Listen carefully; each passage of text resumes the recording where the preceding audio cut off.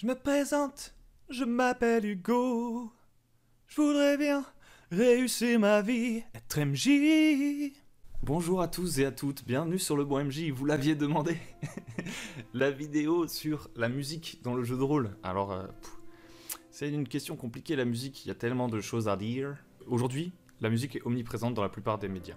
Même quand vous écoutez un audiobook, il peut y avoir de la musique. Dans tous les jeux vidéo, la musique, il y en a partout. Il y en a partout, il y a de la musique, il y en a partout.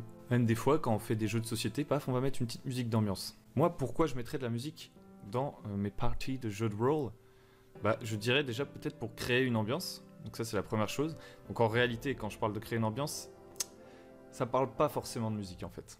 Ça parle plus de son d'ambiance, donc de nappe, un peu de bruit de fond, je sais pas comment dire, tout simplement des combinaisons de bruitage assez légers qui vont mettre dans l'ambiance. Par exemple, le vent qui souffle dans les feuilles, la pluie qui tombe sur les feuilles, le ululement d'une chouette et le crépitement du feu.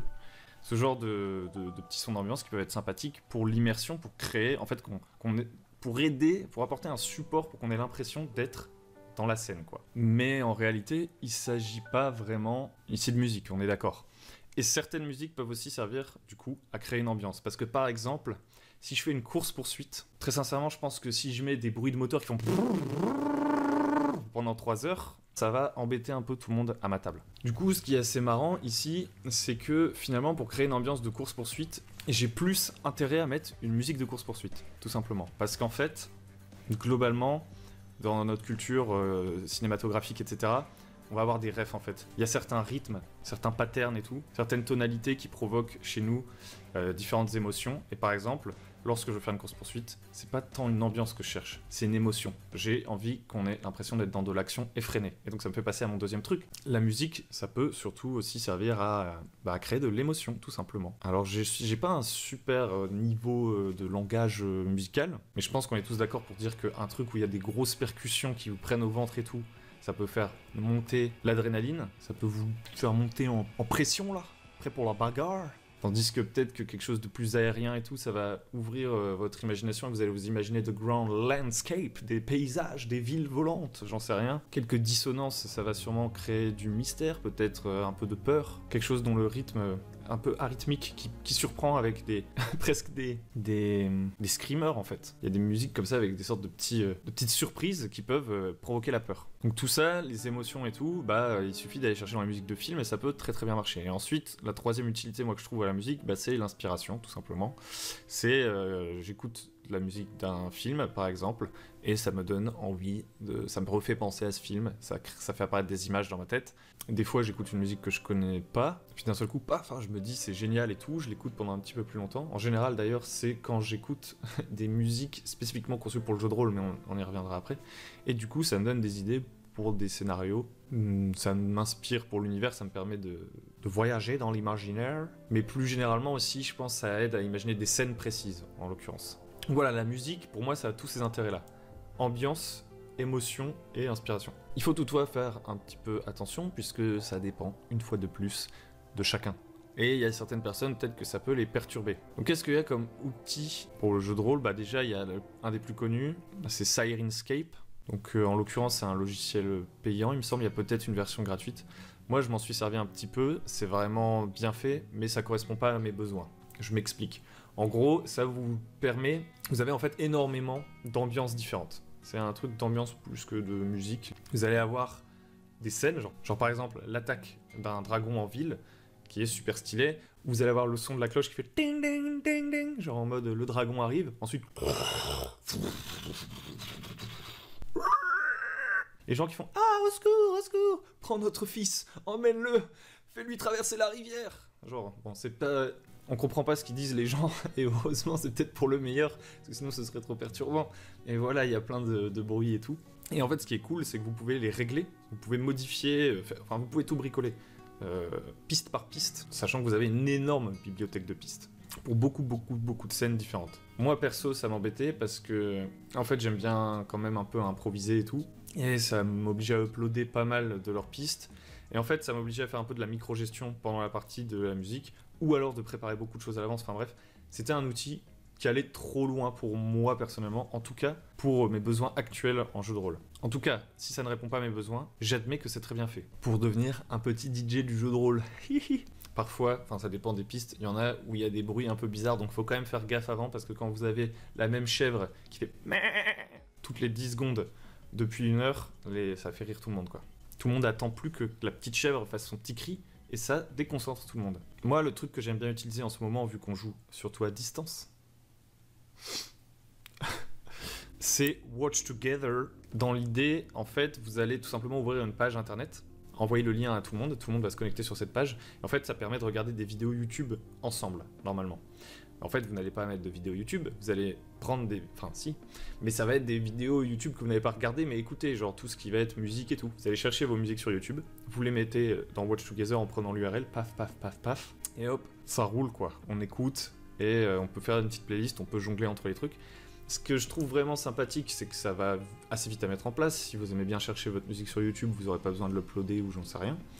Ce qui est assez cool aussi, c'est que chacun peut mettre des musiques en pleine partie. Lame à double tranchant. Lame à double tranchant, je sais que moi-même, je peux avoir des difficultés à me concentrer dans une partie de jeu de rôle si je suis pas vraiment intensément pris. Si la parole circule pas très vite et qu'il n'y a pas beaucoup d'interactivité.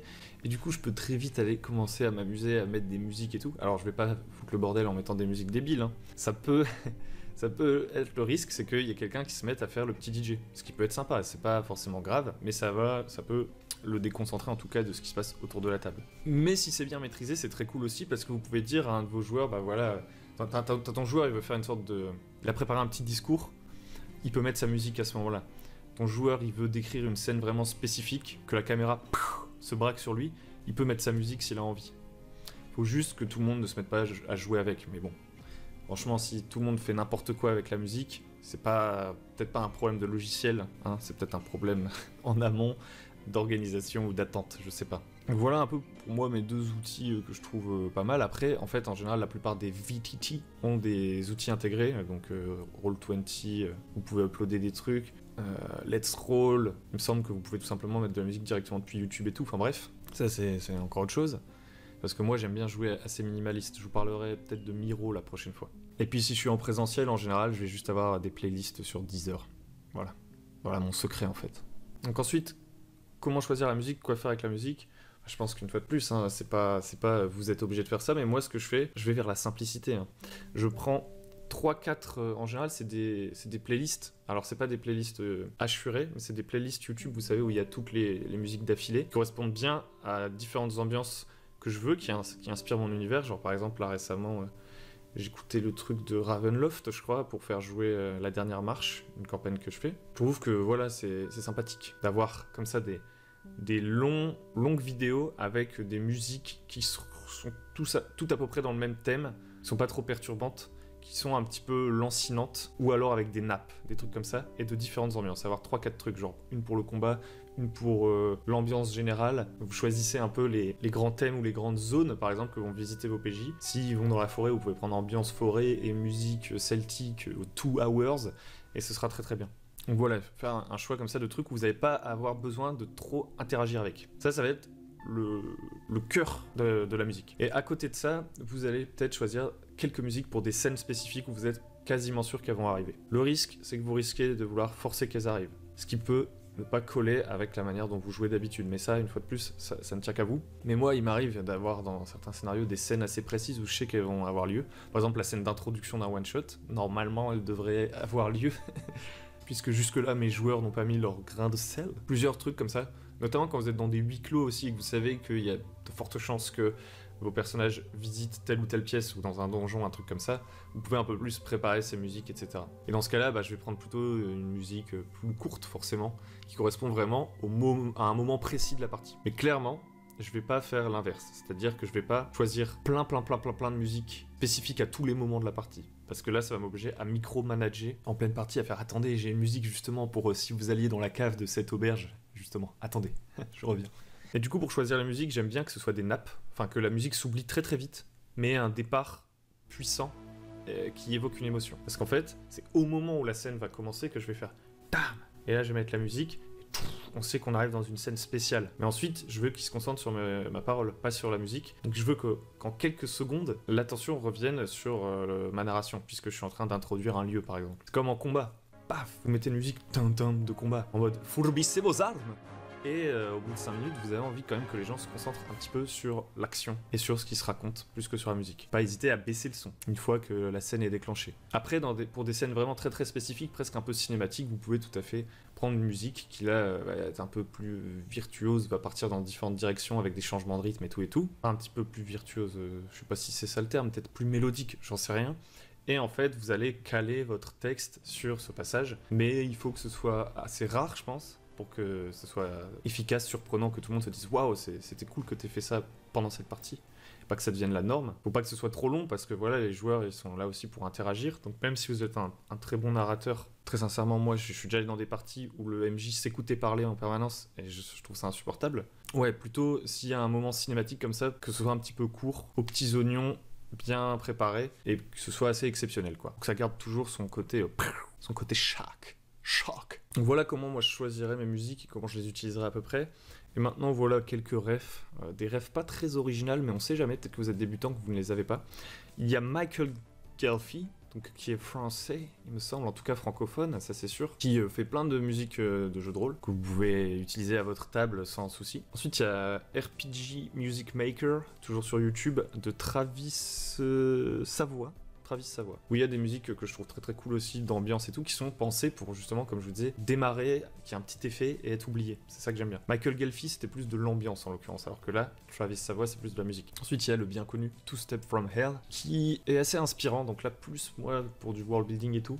Enfin bon, quand vous réfléchissez, vous faites des cartes, vous faites des trucs comme ça. Pour un combat vraiment épique, ça peut être pas mal, mais le problème, c'est que ça peut aussi devenir entêtant. Un peu too much, trop fort. Aïe aïe aïe. Ensuite il y a les musiques de The Witcher 3 qui sont vraiment chouettes, mais pareil, plus à utiliser pour des petits moments précis. Tout simplement parce que déjà elles sont assez courtes, et donc du coup ça peut passer de la baston à la petite balade assez vite, ça peut aller dans tous les sens si vous mettez une longue vidéo des musiques de The Witcher. Après il y a des montages vidéo genre Chill Music, The Witcher 3 Hours, yeah motherfuckers. Et ensuite, une BO que je trouve trop bien, c'est Blade Runner 2049. Ça c'est exceptionnel, genre vraiment je trouve que au niveau de l'ambiance et tout c'est ouf. Il y a vraiment ce côté nappe que j'aime bien, avec quelques petits pics sur lesquels vous pouvez rebondir éventuellement. Si vous avez bien choisi la musique pour la bonne scène, vous pouvez rebondir, parce que ça aussi c'est un truc, c'est que des fois vous mettez des musiques d'ambiance, vous mettez des musiques et tout, il y a des petits pics, il y a des trucs qui se passent, et en fait ça vous permet d'improviser dessus. Genre je sais que moi j'ai une partie, mes PJ étaient dans un asile, je crois que je radote, je crois que je l'ai déjà dit dans une autre vidéo, mes PJ étaient dans un asile de fous, et là il y a un bruit de chariot. Pile à ce moment-là, je dis, et là il y a un chariot qui passe dans le couloir alors qu'ils étaient en train d'interroger quelqu'un discrètement dans sa chambre, et eux ils se disent, oh, mais tout était prévu en fait, alors qu'en fait c'était un coup de chance. Et j'ai dit ça au moment où c'est arrivé, et à plusieurs reprises, comme la musique était bien faite, elle correspondait aux descriptions que je faisais, et je pense que c'est aussi parce que j'ai réfléchi aux descriptions que j'allais faire en écoutant cette musique. Donc c'est un jeu qui se fait comme ça, vous entendez les bruits, vous dites, ah je pourrais décrire ça dans l'asile, un mec qui crie, j'en sais rien. Et avec un peu de chance, ça va tomber pile sur la musique. Donc des musiques d'ambiance bien faites, c'est vraiment cool. Et d'ailleurs, ça me fait penser à Maxime Lenoz. Maxime Lenoz, petite chaîne. Alors là, c'est une petite pépite. Hein, ça, c'est gratuit. Petite chaîne d'ambiance de jeu de rôle que je trouve vraiment cool, pour le coup. Alors, elles sont un peu plus courtes et tout, des fois. Bref, moi, j'ai beaucoup aimé les utiliser, notamment pour du Cthulhu. Si vous avez des refs, etc., vous pouvez également les mettre en commentaire. Alors, le problème, c'est que des fois, YouTube, si vous mettez un lien, paf, il va vous shut down direct sans poser de questions. Donc, je sais pas si ça va très bien marcher, donc vous pouvez venir sur le Discord éventuellement si vous voulez parler de musique et partager des références. J'espère que cette vidéo vous a plu. Je referai sûrement des vidéos sur la musique parce qu'il y a beaucoup de choses à dire. C'est comme tous les sujets, hein. Une vidéo en général, pas suffisant. C'est pas suffisant. Si vous avez apprécié ce que vous avez entendu ici, vous pouvez aller voir nos guides qui sont en commentaire. Donc il y a un guide pour les maîtres de jeu débutants, il y a aussi un scénario. Vous pouvez vous inscrire à la Gazette et recevoir toutes les semaines un mail avec un truc cool. On fait plein de petites choses à côté. Vous pouvez venir sur le Discord. Et puis surtout, vous pouvez liker, vous abonner, partager, etc. Si cette vidéo vous a plu, ça ferait plaisir. Et voilà, je vous dis à tous et à toutes, à très bientôt sur le Bon MJ. Bon jeu, amusez-vous bien, bonne journée. Ciao. Être beau, gagner de l'argent, puis surtout être intelligent. Mais pour tout ça, faut que je fasse du jeu de rôle à plein temps.